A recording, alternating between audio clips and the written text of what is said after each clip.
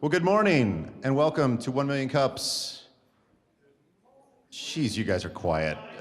Thank you. Get one voice out there. Leave me hanging all by myself up here on stage. So welcome again to 1 Million Cups. Who's here for the first time? Oh, quite a few of you. That's fantastic. Welcome. Well, let's tell you a little bit about how 1 Million Cups works.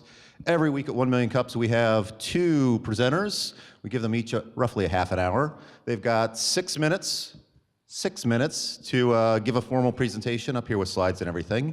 And then we give them 20 minutes of questions and answers. The questions coming from you guys. So don't worry about coming up, but as you will walk around with the microphones and grab you, so just raise a hand and we'll come get you. But think about great questions while you hear the presentation, and then we'll be there for your excellent questions. Let's see, what else do we normally say up here to start? Oh, a few housekeeping things.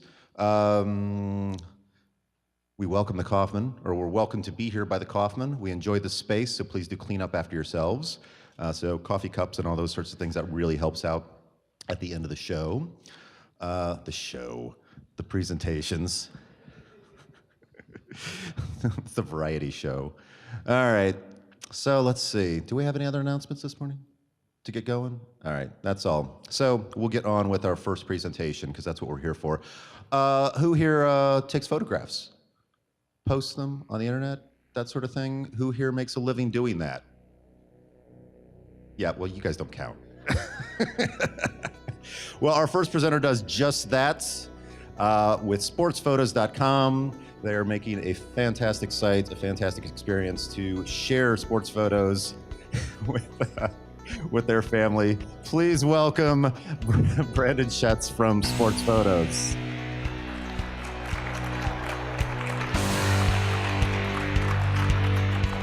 Thank you. Is on? Are we good? Thank you, John. Sportsphotos.com, the world marketplace for sports photography. Hi, I'm Brandon Schatz, the founder. When I was in high school, I played a lot of sports. I wasn't necessarily amazing at any of them, but I have very fond memories of the athletes and the friends that I played with.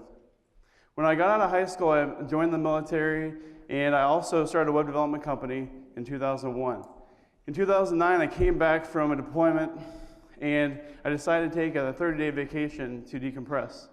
In that 30 days, I spent only 4 days on the slopes snowboarding, and the rest of the time I spent holed up in my condo working on this concept. At the time, I didn't have a good brand to get behind, and it didn't all come together, so I shelved it. I always had the concept of if I could get a great brand, and this has always been the brand that we've wanted, that it would be amazing. But at the time, sportsphotos.com wasn't available. It was owned by a prestigious photographer out of New York, and so it all just didn't come together very quickly. Well, in 2012, I contacted that photographer and I expressed my passion and my vision for the company, and he agreed to sell me the domain name, which invigorated me to build this company. In 2 months after we bought the domain name, we launched our minimum viable product, and a month after that, we landed a deal with one of the largest fun run companies in the world, the Color Run. In August 2012, we covered the St. Louis event. There were 15,000 participants. It's a sea of people. Absolutely amazing. We had an enormous amount of publicity, and we hired 10 photographers to shoot with us, and it was an amazing experience. When we came back from that, we uploaded all of these photos. We managed all these photos. We uploaded them. It took days to upload, and we told the Color Run, hey, all the photos are ready. Whenever they posted, all that they did was post one message on Facebook that it said, St. Louis Color Runners, your photos are now available on sportsphotos.com. Within 10 minutes, we had received so much traffic that it crashed all of our servers. And we were like, yeah, we crashed the servers. And then we were like, oh no, we crashed the servers. And So we repeatedly rebooted the servers every 10 minutes until midnight, and then on the next day we rebooted the servers again. So that was a very good learning lesson for us. And so we took the next few months and we revised the system, perfected it, made it to where it could be more scalable, and so it wouldn't crash so much. And then in December of 2012, we heard about I saw the commercial that Google put out about Google Fiber, and so I was immediately inspired by that commercial, and I started doing research, and that's whenever I found out about the Kansas City Startup Village.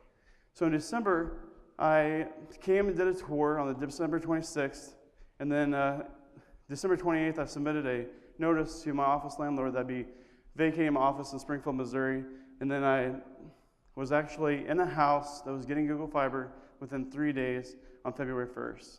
I moved to Kansas City. That's pretty cool. So I'm very proud of being in Kansas City. So since we've been in Kansas City, we got plugged in everywhere. We got plugged in with the Digital Sandbox. We got plugged in with the Kaufman Fast Track program. Just recently, we were a part of the Mecca Challenge. We got accepted to the Techstars Patriot Bootcamp program. Last week, I was in Washington, D.C., a part of the Inc. 500 as a special delegate military entrepreneur, and just a lot of momentum in a very short amount of time. What we're currently doing now is we're going after high school photography programs, journalism and photography. We see that as an enormous opportunity for us. These students are very passionate about what they're doing. They love photography. They want to have their photos shown. And what we're offering to the high schools is a platform to sell their photos. And so these journalism students are able to take photos and then put them on our website and sell them to the parents. This is a great opportunity for them to get real world experience, a world-class education, and also raise money for their schools to buy new equipment and things like that. And in the current economy, we need more programs to help the schools make money. We've had a lot of really good success this past year. We have over 3 million page views, reached a huge audience. In 30 days, we had 735,000 page views. We fulfilled 2,000 orders. We have a really good partnership with one of the largest print manufacturers in the country. They manufacture and distribute all of our products. We have canvas, gallery wraps, and metal prints and things like that. And so we're happy to be in this facility to showcase what we're doing for entrepreneurs. Our photographers, when they sign up, these are entrepreneurs that they're extremely passionate about photography. They're looking at a way to make money doing it and make a living. And we're providing a very easy way for them to do that, and a very central brand that helps them. Now I'd like to introduce you to my team that is making all of this happen. Go ahead and stand up, turn around.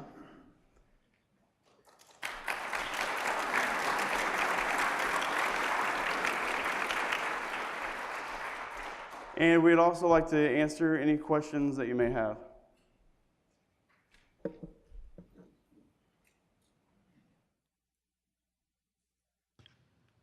Brandon, you didn't use your allotted mic? 6 minutes, so you caught us without paying attention. So questions for Brandon. Question over here. So is your goal to grow the company through a percentage of each of the photo, over here, orange shirt, Okay, can't miss perfect. me. Okay, there you go. Is your goal essentially just to make money just off the photos, or you take a percentage off of each sale and then that goes back? Great. So how do we make money? Yes, great Okay. question. So we pay the photographers a very high percentage rate, and so we make small margins on the photo sales. We also gain a lot of traffic, which will open up a lot of opportunities for advertising. And then we also see content distributors like media outlets. They also are interested in our content.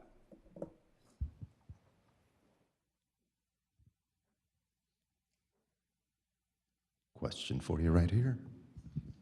Bob King I drive here every week from Leavenworth. So this is a statement followed by a question. There's 1,800 officers go through Leavenworth every year, and they go on to become senior leaders, and 80 international students who go on to be, 50% of them become the heads of their nations or secretaries of states.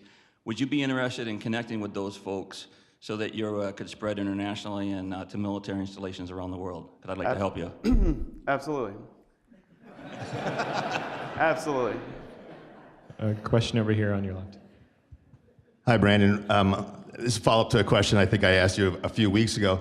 On the rights and the licensing obligations that the students may or may not be giving you, have you resolved how that would be addressed? In other words, if you're selling pictures of these students to make money, what kind of retention do they have relative to that revenue?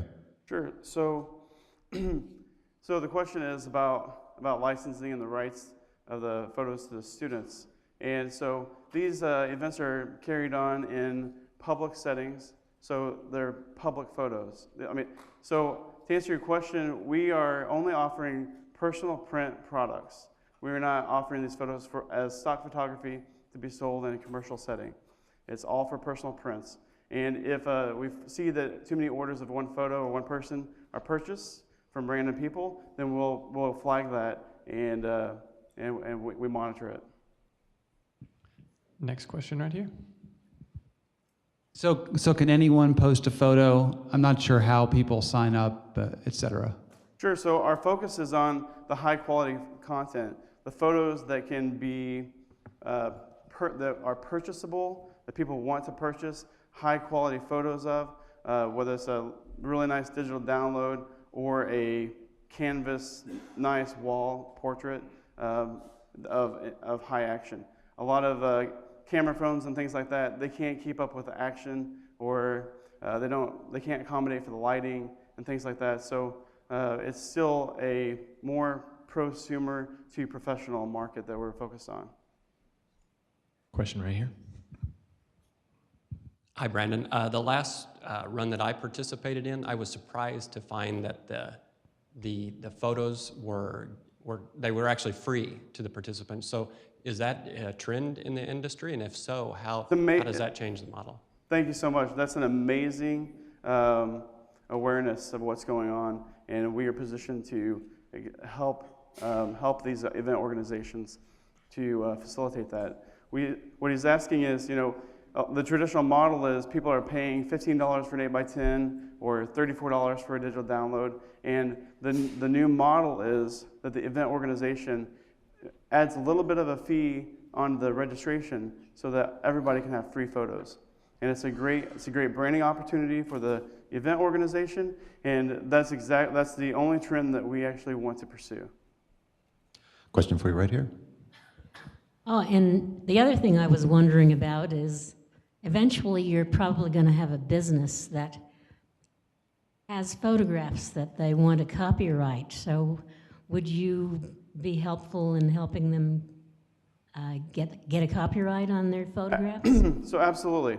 And we're still working out the logistics of that, but because we get to buy in bulk, we get thousands and thousands of photos submitted to us. We get to copyright all those photos at once. We're still working out the logistics of how we copyright that and who owns the copyright. If we do it as one central company, and we protect those individuals, then they may want us to copyright under ourselves, or we might provide a service to help them copyright their own photos. That's a great question. So we have a question right up front here. Hey there. So as a runner and somebody who does these races fairly regularly, you're running and there's always a photographer there and you think you look awesome and you never actually do. So what are your constructive kind of suggestions to look good in your picture? That's a great question. One of the main problems is that the runners don't know that the photographers are right there. So one of the things that we do is we put nice boards in front, way in front in advance, to say photography opportunity ahead. And so whenever they come through, they're like, and so we made a mistake of being up on the top of a hill after they're just dog tired, and they're just like, I want my photo taken, And so at least if they know about it, they can get pumped up and know that it's a photography opportunity. I'll add to that. There's a great program called Photoshop. Question back here. So it seems like basically you're a middleman service. Correct me if I'm wrong there. Absolutely. So how do you keep your photographers from basically cutting you out of your 1% and just selling it on their own? I mean, do you have legal stuff behind it, non-competes, et cetera? Yes. or- So most photographers, individual photographers, do not have a huge brand behind them, and so our brand gets immediate recognition with. It helps the photographers get into locations. Whenever you can say, "Hi, I shoot with sportsphotos.com." It's a lot better than say, "Hey, I'm johnsmithsphotography.com." And so that helps them get access to events. And then also, the way that we tag these photos, it creates an ecosystem. So these photographers, if they cover a game with this home team, Park Hill High School, versus Shawnee Mission West or something like that, for example, all that information is the data correlates. And so as we build that up, that database, they want to be a part of that marketplace, not be off on their own where people forget about them. Question for you right here. All right, you had said a minute ago that you red flag if somebody's buying or if a picture's being bought up too much. What if I want that picture to be bought up too much? Like I take that picture, and a million people want it, and I'm like, oh, yes. And you're like, no. Sure, so there are all kinds of implications to what you're talking about, and if that is the star of an athlete, then we have to protect that athlete. So, if once you start dealing with a lot of commercial monetization of athletes, whenever they're not professionals yet, there can easily be problems with their eligibility and things like that, even if it just looks like they're gaining some of that revenue. So on a commercial side, because they would have to sign a model release first, and for them to do that, they should be compensated. Until they're pros, they shouldn't be compensated. Does that help? Yeah. Okay. Next question in the middle. I'm over here. I was wondering if you could elaborate a little bit more on the servers you use, and I assume you host yourself since you made the connection with Google Fiber, and if you could maybe discuss if you've looked at alternatives for hosting your servers and doing it yourself versus using a third-party service out there. Sure. So this is my CTO, Jim Park. So actually, we host. We have a co-location cabinet at NetSolus, and when I started working with Brandon, one of my main focuses was building our software deployment kind of system in such a fashion that we can deploy anywhere, right? Because a lot of companies, when they start up, want to put everything into one server and then pray it doesn't go down and crash all the way into midnight every night for a week. Yeah. So we fixed that problem. Now, if we need to now, I can confidently say we could have stuff in Amazon tonight. So we're really happy with the way we're structured right now, and I hope that kind of answers your question.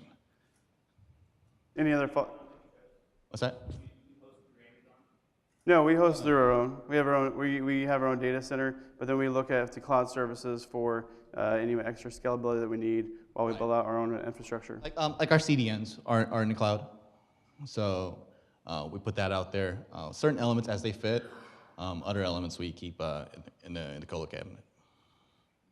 Question right here in the middle.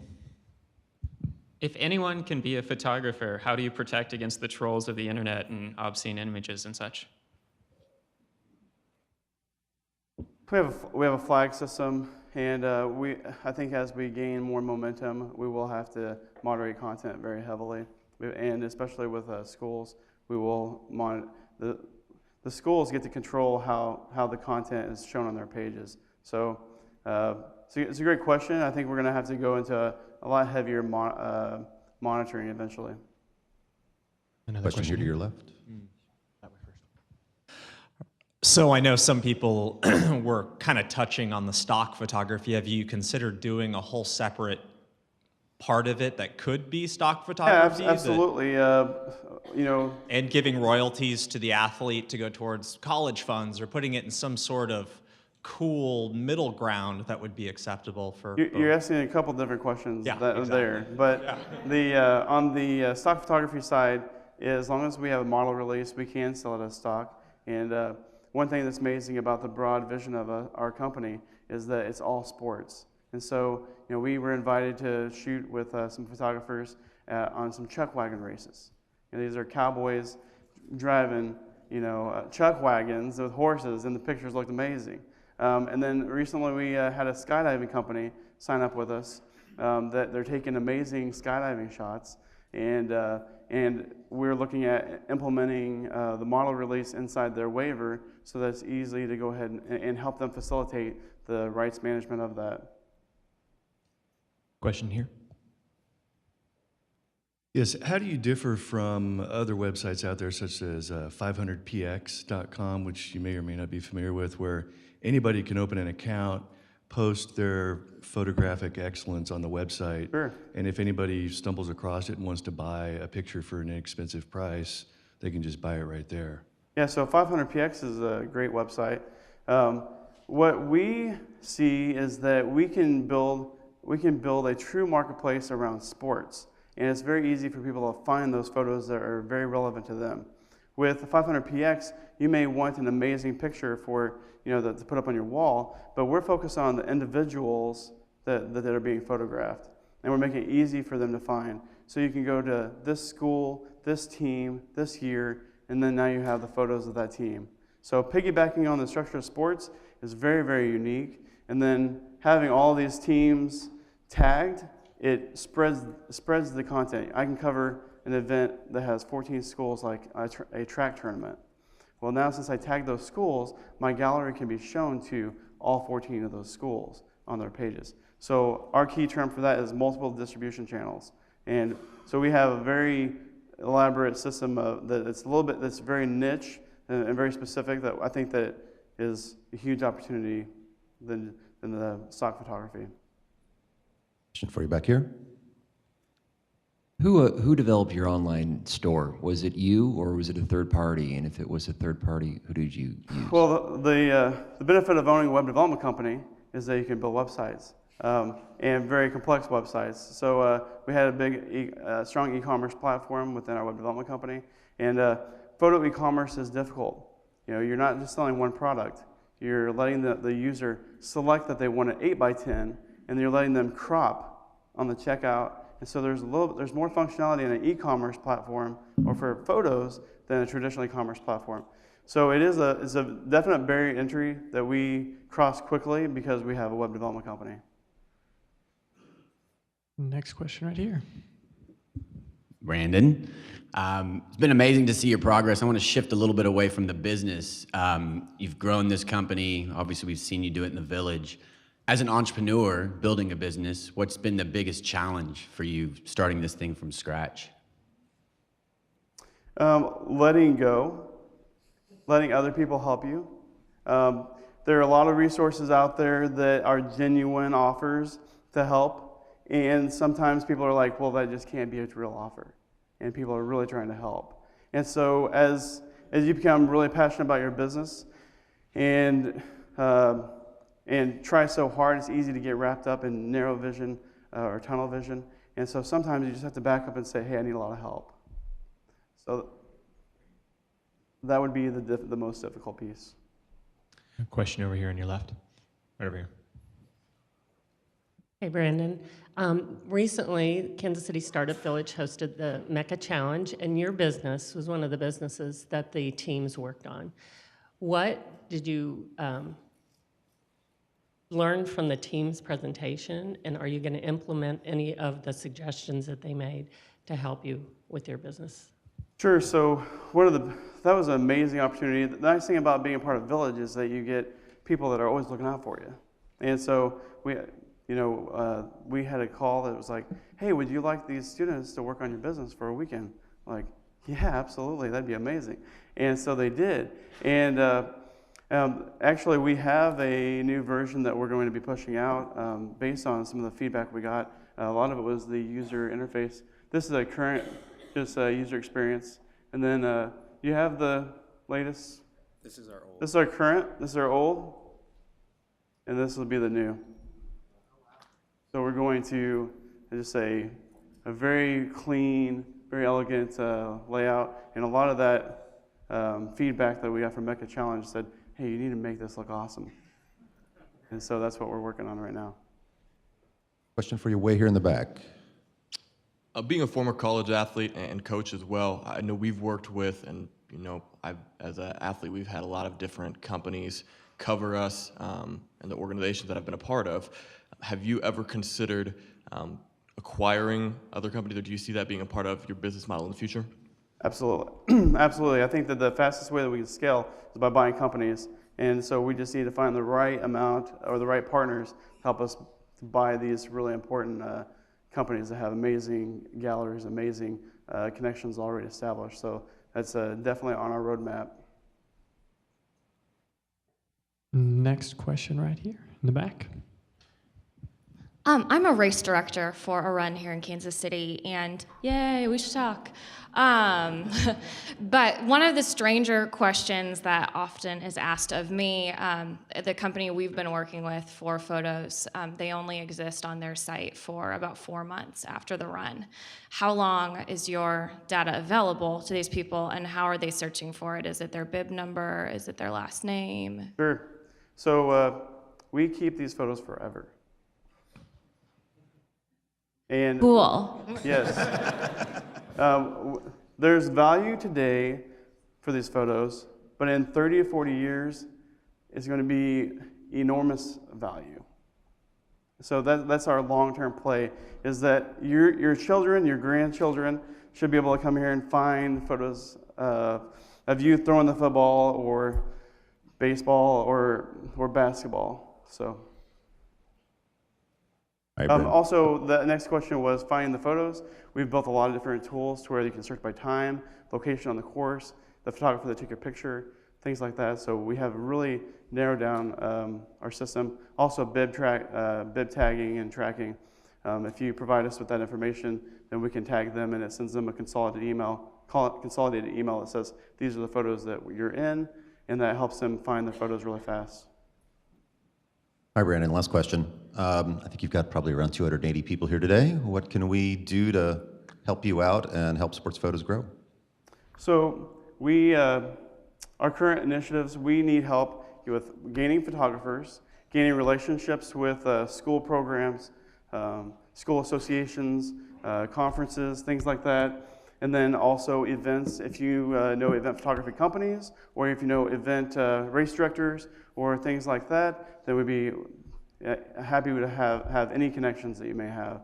And then also, of course, follow us, support us in the social channels and things like that. Sure, there it is. There it is. Thank you guys very much. Let's give them a round of applause. We're really excited.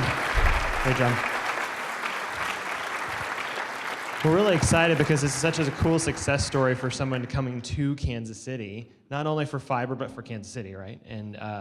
And to really have a great success story for Kansas City and the village and everything that's happening here. So we have a couple announcements, not too many today, so we'll get them out quickly. Connecting for Good.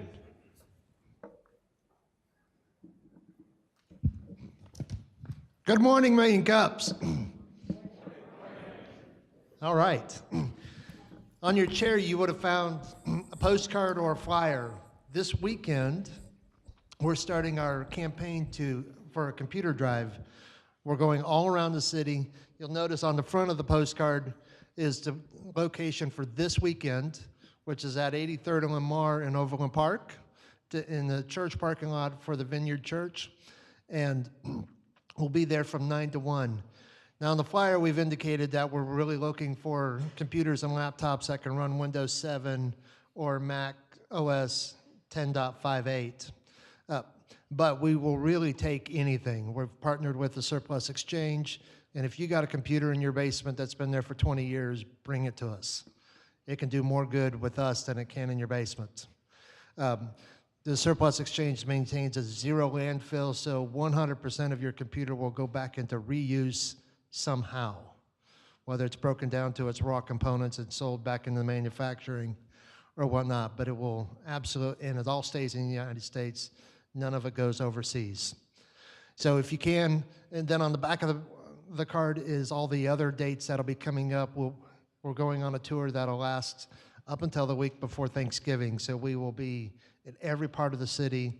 In fact, we're going to be here at Kaufman on Saturday, November 2nd. So we'll be all around the community, so please come. And we'll have a couple of us in the back room. If you have questions for us, feel free to stop by and chat with us. Okay, great. And then Willis?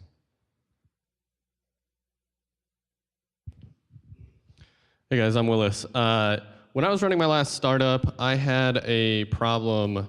I was using customer development, lean, I was getting out of the building, but I kept running into this issue where I had a lot of a lukewarm feeling about what to do. And I was basically having an issue taking what I was learning and using it to make consistently the best possible decision. So since then, I've put together sort of a process to help myself that I also use when I mentor other startups, and they think there's a lot of value in it. So I've decided to teach it to 20 people through a class. So I've got an event.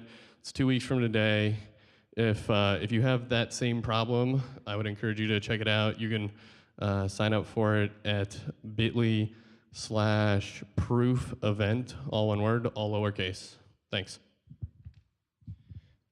Okay, so just a couple other things real quick. We don't think we mentioned it this morning, so don't forget to mention us on Twitter.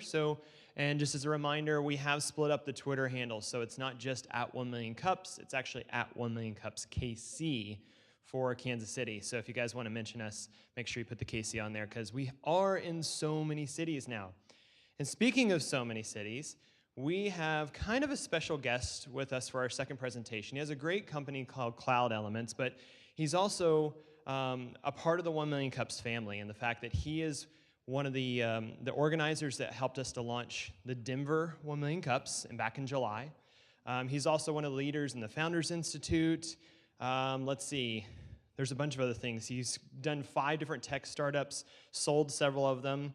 And I think that it says here, which I love this story, it says that he launched his first venture in Kansas City at the age of 11, selling cinnamon toothpicks at recess, but was quickly shut down by the principal, of course. So we're really excited. I'm actually really excited for this product because this is a product that my company will probably end up using. I want to, yeah, there we go, right there. Gary Gessler with Cloud Elements. Thank you. Thank you so much. Hello, Kansas City. I only have one thing to say. Go Broncos. Go Broncos. That's probably not a good way to start off a presentation, is it? So anyway, so what we play in a couple weeks, right? In Denver, so that should be a fun one. So if you come out to the game, give me a shout. You got my cards there, and we'll go out for a beer and celebrate whoever wins afterwards. So let's say you come up with a great inspirational idea from 1 Million Cups one day, and you came up with this idea for a SaaS cloud application. You came up with a really good name, bookfaceinlinkgramfax.com. Sounds pretty cool, right? So you're going to launch your application. You're going to sell widgets or whatever and make billions and retire on the beach and all this stuff. So when you're building a cloud application, the first thing you need to do with a cloud application is to connect to other clouds, right? So you can't just have a one-man or a desert island. You need to connect to things, right? So there's thousands of cloud companies and cloud applications. Here's 300 that Bessemer, which is a VC firm that tracks all this stuff. So you see here, as you launch your cloud application, you need to connect to other clouds, okay? That's what the whole cloud ecosystem is connecting clouds to clouds and all this stuff. So let's say you need to connect to Salesforce or Get Satisfaction or Constant Contact or Rackspace or Box or whatnot. So you're gonna have to go out and hire some pretty expensive developers, which any developers are expensive. So how many developers do we have in the room? A few here. So you guys, you know how much money you're making here. So you gotta hire guys like this. You gotta make sure that they have API integration expertise. How many people know what APIs are? Okay, it's called Application Programming Interface. It's basically sort of like blood vessels that connect clouds to clouds, and it really sucks information in and out. So you're gonna have to build all these connectors to all these clouds, okay, and spend a lot of money doing that. So the solution and the problem that we're solving is connecting clouds to clouds, and what we've done is built what we call hubs. So if you look at the top categories right here, CRM, marketing, file, service, we've created hubs that connect to all these other hubs or categories. So it accelerates the development process. The other thing that you have to consider when you're launching a cloud integration application, you know, hopefully this newfangled idea you have is going to take off, and you're going to have hundreds of customers, hopefully hundreds of thousands of customers, and maybe millions of customers. And you have to control the authorization and authentication and the sign-in of all these different cloud applications that are basically connecting to your application. Really, really big job. Really, really big job there. So what our secret sauce, our solution is a new approach that we call one-to-many to many. So we've got your application on the left, and we've got our Cloud Elements Hub. In this case, it's a documents hub that's connecting to Box, Dropbox, Google Drive, SkyDrive, and other documents. So your developer connects to one environment, which is our Cloud Elements Hub. Takes about an hour, and then you connect to all these entities, which solves all the problem with the authentication, all that stuff that we've covered before. So our solution is basically in 1 hour of connecting into each hub, you can potentially save over time in all these different hubs that you're connecting to an application, thousands of hours, which could be tens of thousands, $100,000 in development time. So let's show you how it works. So you go to our Elements Manager, you go to our Cloud Elements UI, you select the integration and the element that you want. In this situation, it's Box, Dropbox, or Google Drive. You provision it, and then you tag it with the environment that you want, and then you integrate or bring in the code in your code repository to, in this situation, it's GitHub or whatever environment that you store your code in, or you can integrate it directly into our API. So in a matter of hours. So, and this is something the developers really like is, in addition to integrating it quickly, you need to manage and maintain and monitor it, which we provide through our Elements Manager. And basically the health and wellness of the API integration, you can look real time and see how it's doing and then fix any problems that you have. So the market that we're chasing is $15 billion size, growing to $22 billion. We just launched a year ago, so we just had our first year anniversary. We started with startups, getting our minimal viable product out there, launching, and great success with that. And we have a number of SMB customers, and we're moving towards enterprise type customers. These are some of our customers at the bottom. And so what are the routes to markets? Really 3 markets that we have routes. Developers, we love evangelizing to developers and participating in hackathons and working with developers. Developers are always looking for new acceleration tools. And this is really what we are. We are API management service that accelerates the API integration and management of APIs. So the other thing is CTOs, who we typically sell to, they rely heavily on developers to identify new tools and solutions, and it's amazing how many calls we get from CTOs that have heard about us through developer hackathons. The other avenue to the market is through platform as a service partners.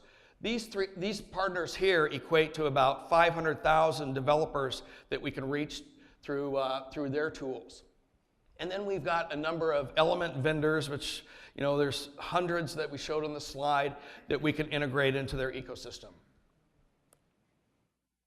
How do we make money? We charge a monthly fee of $100 to $1,000 per element, and based on the sophistication of the element and whatnot. And you can see some of our projections there. Competition. Our primary competition are developers, in-house developers that are doing it themselves. We are not trying to put any developers out of jobs. We're offering them an acceleration tool that they can do their job better, faster, and we do it at a third of the cost. So here's what the media says. You know, we just launched a year ago. We've had great feedback in VentureBeat, All Things Digital, Wall Street Journal, ZDNet, and GigOm. And our team, been there, experienced, seasoned team, built SaaS companies, wasted a lot of money on developing things that already existed. One of the qualifications of our team, you have to have bad eyes, you have to squint a lot. And you can see Atul there. He's the smartest guy in the room. He's got glasses, so we haven't had time to get our eyes checked. So summary, our 2013 plan was to launch our SaaS service, which we've launched. We've already booked over $2 million in our first year. We're self-funded and cash flow positive. We're primarily funding through consulting and integration services. And we wanted to recruit an A team. We've recruited 26 rock star developers. We plan on doing a VC round in first or second quarter of 2014, and we're very proud of just winning Colorado's Apex 2013 Startup of the Year award. So that's it, and go Broncos. And you didn't do the time. You're good, you're good. Did I run out of time, or you never started? You're a minute over. I said we would let it go to 7. But so. it wasn't running. It did. It went to sorry, man. And where's my music? that was that's them. how All right. you treat Bronco fans? Questions. Okay, all right. We're Question done? back here in the corner.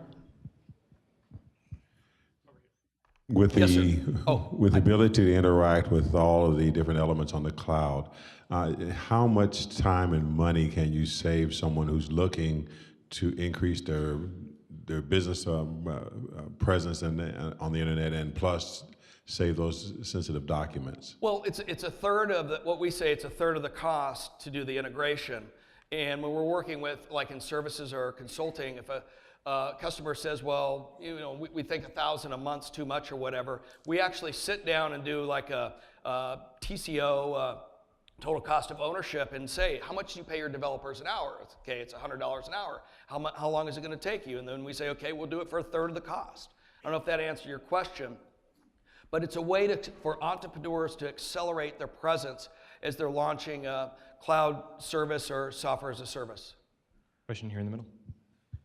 Well, about end of August, I discovered the service Zapier, and I thought it was amazing because they take, they take these different ones that have APIs that don't talk to each other and put triggers in place. Are they competition? Do you leverage them? What role do they fit? How do you see them in your model? Zapier is actually, and I can tell you're a developer, right?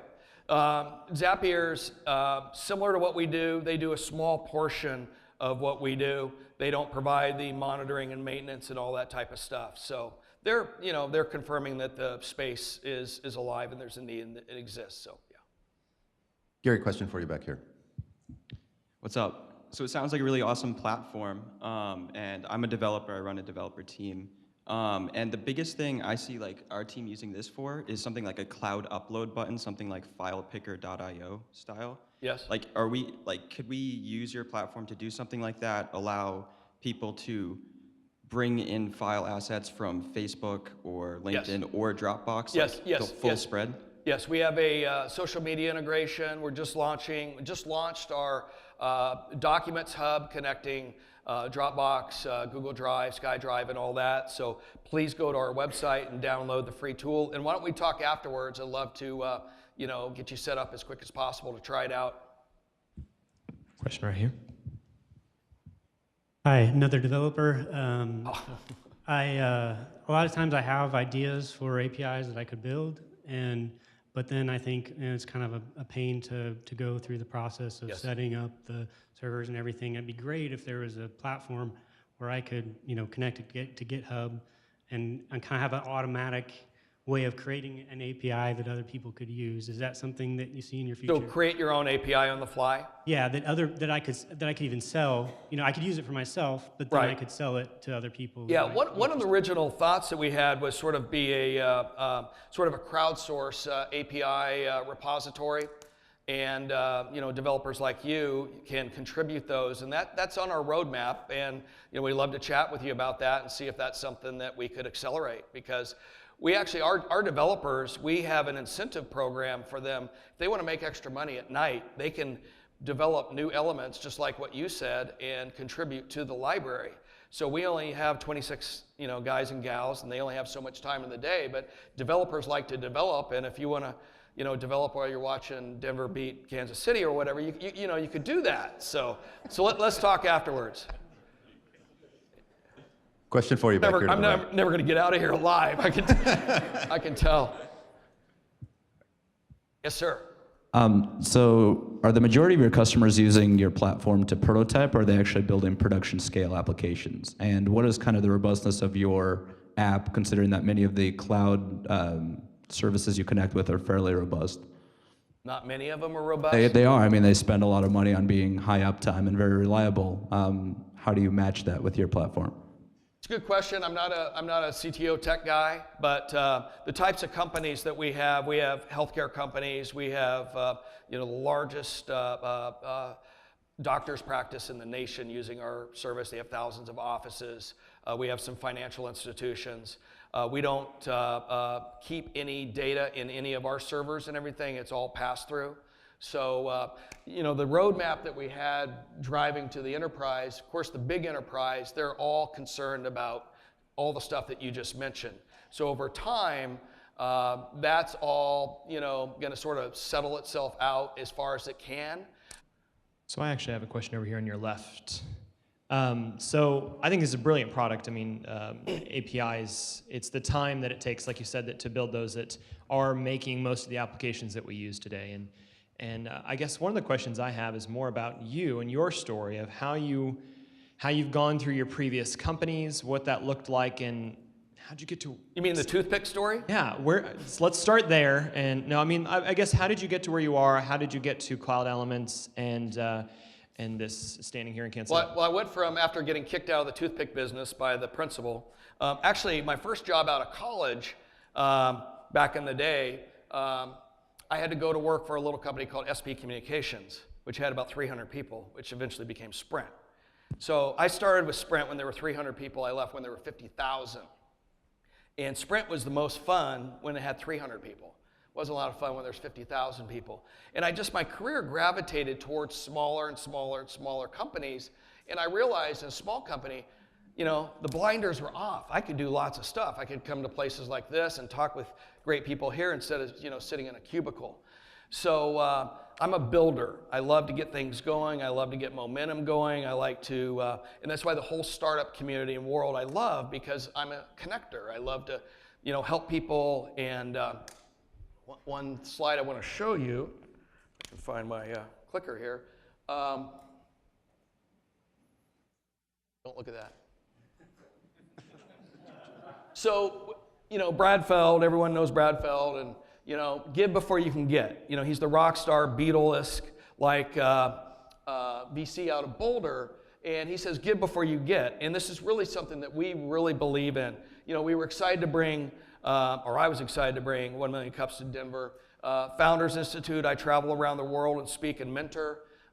We've launched Puerto Rico as sort of, we've taken it under our wings as a community that it has a thriving startup community. There's lots of young kids there. They're learning how to program and code. Of course, the beaches are pretty nice. But we're working a developer exchange program there. And we also mentor inner city entrepreneurs and coders. So we really believe by giving, it's just amazing the getting that we're getting. And we're not expecting to get anything, but there's a severe shortage today with developers. I have a 16-year-old son, and he says every day he brings home all these flyers from all these expensive schools, and I look up and it's like $40,000 tuition here and there. It's just like, why don't I just go out and spend $25,000, have him learn how to code, and he can make more money than I do?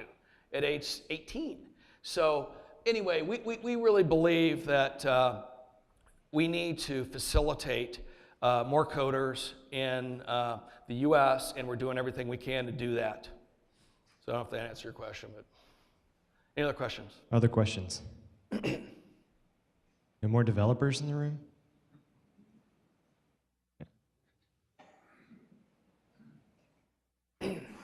Since you're at the intersection of credentials of so many APIs, how do you, well, that makes you an attractive target. How do you handle information security? Well, we don't pass any information, we don't store any information, we pass it all through. So we can talk offline. You're a developer, obviously? Yeah, okay. All my cards are on the seat and everything, so any other questions? All right, Gary, I've got another non-technical question for you. Since this is not your first startup, what are some of the lessons learned that you could give to some of those in the room that might be in their first startup or thinking about it? Date before you get married with founders, okay? You really need to make sure that you have founders that complement you. I think I'm a pretty good sales guy, but our CEO that came in, he was a sales guy that was light years better than me. Always try to find people that can teach you how to become a better entrepreneur. I like to ski. I like to ski with people that are a lot better than me, and as compared to people that are, not as good. So always try to be around people that you can learn. And something, I'm sort of ADD-ish, if you haven't noticed. I like to try to do lots of things at once and multitask, and you can't do that in a startup. There was a point after I sold one of my startups, I was working on 4 startups at once. Okay, guess how many of them were successful? They all crashed and burned. You got to focus on one thing and one thing only. And when Mark, our CEO, recruited me to join as the founding team, he said, Gary, how many other startups are you working on? I said, oh, only 3. He says, dude, you got to put a bullet in each one of them.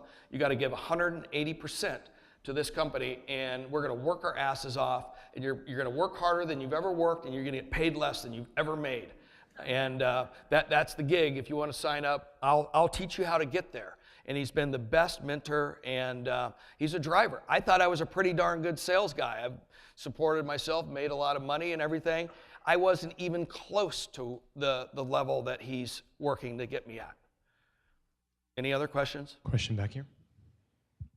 The success really is amazing, the amount of success you've had, especially considering your self-funding. Can you attribute that to, as far as actual sales, how you've achieved that so quickly? Is that just raw sales or SEO or ads or how's that?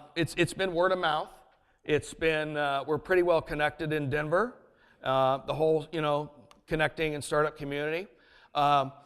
I'm a big believer in Founders Institute that we teach, ask for advice and you'll get money. Go out and ask for money, you'll get advice. So when we were launching Cloud Elements, we knew all the money guys, we knew all the VC guys, we knew all the angels, and we knew at some point we wanted to raise money, but you can't raise money if you don't have any valuation, right? So we actually went out and just pitched the concept. What do you think of this idea? What do you think of the space and everything? And we're in such a hot space in the way that we presented it. The first question out of their mouth is, how quick could you guys work on a project? It's just like, why are you asking? Well, we just funded $5 million for this new cloud venture and everything, and we need everything that you just described. And we said, let's get started. And we've actually, our first 5 clients were just by word of mouth like that. And then Denver's a pretty small town. The word gets out amongst the CTOs of what we're doing. And we just closed a large deal with Inspirato, which is called Inspirato by American Express. They're a high-end vacation club. And it took 9 months to get a deal with them. And the way we got the deal is we hang out at a place called Galvanize, which is one of the fastest growing co-working spaces in the country. They're opening 5 more as we speak. If you're ever in Denver, please come to Galvanize. And at Galvanize, they had mentor meetings. And every time there's a mentor meeting, I will sign up and my CEO will sign up and we will go in and get advice. Many of the times the mentors we're meeting with We're more seasoned and experienced than the mentor. It doesn't matter. So we met with the president of Inspirato, and within 2 minutes, he said, why are you guys talking to me? You guys got to have this all figured out. He says, have you talked to our CTO? It's like, no. He says, would you like to? He's like, yes. You know, and so we went and asked for advice, and then we got money. It took 9 months, had a couple false starts here and there, but we've got a great project. So, and that's what we find is, you know, the Brad Felds, any one of you guys could email Brad Feld and ask him for help or ask him for this, and I guarantee you, he will answer his email within maybe an hour, maybe within minutes, maybe by the end of the day. But if you ask him, how do I start a company? How do I meet someone in, you know, North Carolina that you know that knows this space? He will respond and he will help you.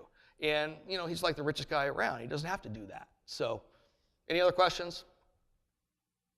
So I gotta finish with the cinnamon toothpick story. Okay, so 11th grade, I was at Walgreens one day and I saw the cinnamon seasoning thing, and someone told me, you know, you can make cinnamon toothpicks. And so I bought a bunch of the vials and put them in Tupperware and then bagged them up. And back then, I think I sold them for 10 cents. And I did this for a week, made some pretty good money as an 11-year-old. And I'm in math class one day, and the principal comes in and whispers to the teacher and points at me, and it's like, Mr. Gessler, please follow me.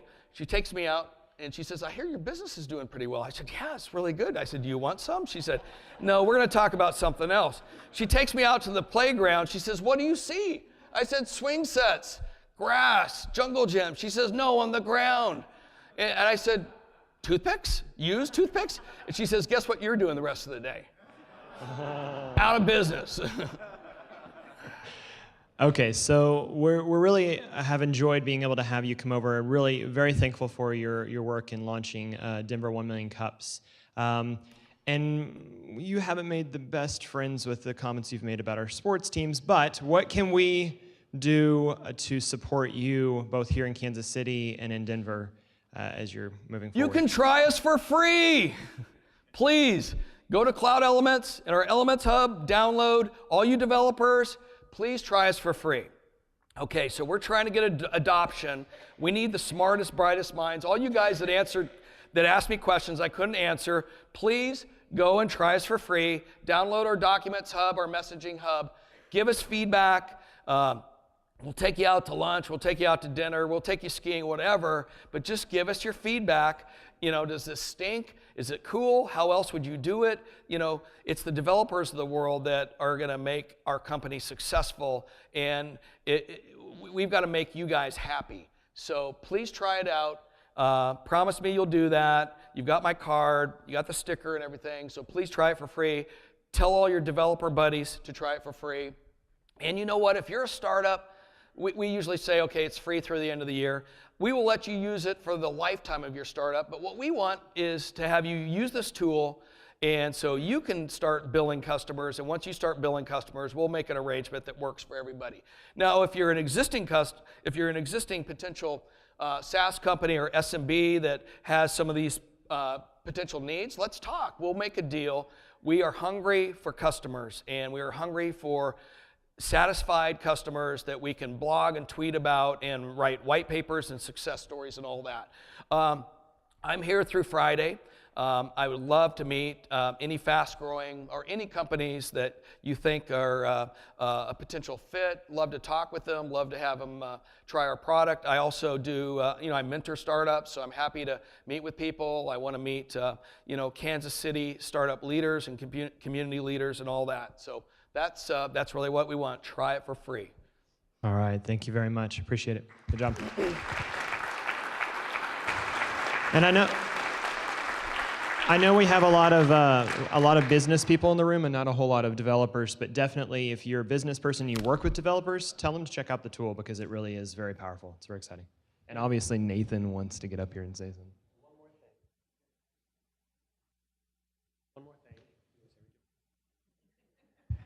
Today is a very special day. Today is George Brooks's birthday. And so, happy birthday for him. Ready? Happy birthday to you. Happy birthday to you. Happy birthday, dear George. Happy birthday to you. He's 21, so take him out tonight. All right, thanks, guys. We'll see you the same time, same place next week. Thanks.